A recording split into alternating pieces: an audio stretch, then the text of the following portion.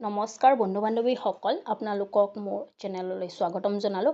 বন্ধু বান্ধৱীসকল, আজিৰ এই ভিডিঅ'টিত আমি জানিম যে মে' মাহত কোন 5টা ৰাশিসকলৰ পুত্ৰ সন্তান প্ৰাপ্তিৰ প্ৰবল যোগ বনি আছে, তাৰে বিষয়ে আজি আমি এই ভিডিঅ'টি জানিম। ঠিক আছে বন্ধু বান্ধৱীসকল, মই যে পুত্ৰ সন্তান প্ৰাপ্তিৰ কথা যে ক'লোঁ, সেইবাবে কোৱা নাই যে মানে ল'ৰা ছোৱালীৰ মাজত ভেদভাৱ কৰি, কিন্তু কিছুমান মহিলাসকলে জানিব বিচাৰে যে তেওঁৰ আগতীয়াকৈ এজনী সন্তান থাকে ছোৱালী, বা তেওঁলোকে ল'ৰা প্ৰাপ্ত কৰিব বিচাৰে।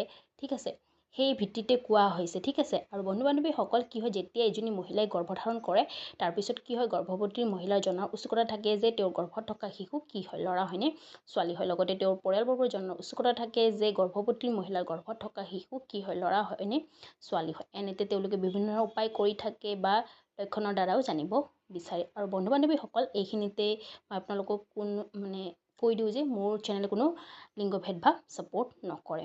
আৰু বন্ধু বান্ধৱীসকল, আজি মই এতিয়া ক'ম যে কোন 5টা ৰাশিসকলৰ মে' মাহত পুত্ৰ সন্তান প্ৰাপ্তিৰ প্ৰবল যোগ বনি আছে। ঠিক আছে বন্ধু বান্ধৱীসকল, এজনী মহিলা গৰ্ভৱতী হোৱাৰ পিছত তেওঁৰ যিটো ৰাশি, লগতে তেওঁৰ যিটো হাজবেণ্ডৰ ৰাশি, সেই ৰাশিৰ ওপৰত বিশেষ প্ৰভাৱ পৰে।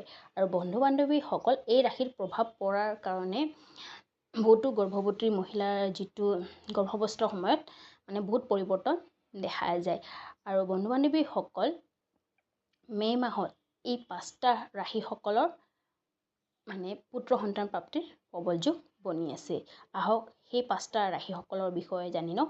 প্ৰথম ৰাশিটো হ'ল মেষ ৰাশি, দ্বিতীয়তে হৈছে মিথুন ৰাশি, তৃতীয়তে হৈছে কৰ্কট ৰাশি, চতুৰ্থতে হৈছে তুলা ৰাশি, পঞ্চমতে হৈছে আপোনাৰ কুম্ভ ৰাশি, আৰু ষষ্ঠ হৈছে মীন ৰাশি।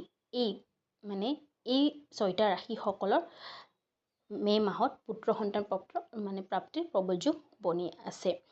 আৰু বন্ধু বান্ধৱীসকল, মই যে এই ভিডিঅ' বনালোঁ বুলি আপোনালোকে বেয়া কমেণ্ট নকৰিব, কাৰণ মই যিটো জ্যোতিষ শাস্ত্ৰ অনুযায়ী ভিডিঅ'টো আপোনালোকৰ ওচৰত প্ৰস্তুত কৰিছোঁ, এইটো মোৰ ধাৰণা নহয়। ঠিক আছে, তো বন্ধু বান্ধৱীসকল, আপোনালোকক মোৰ এই ভিডিঅ'টি কেনেকুৱা লাগিল কমেণ্ট কৰি জনাব। ঠিক আছে, আৰু যদি ভিডিঅ'টি ভাল লাগিল তেন্তে লাইক শ্বেয়াৰ কমেণ্ট কৰিব। ধন্যবাদ।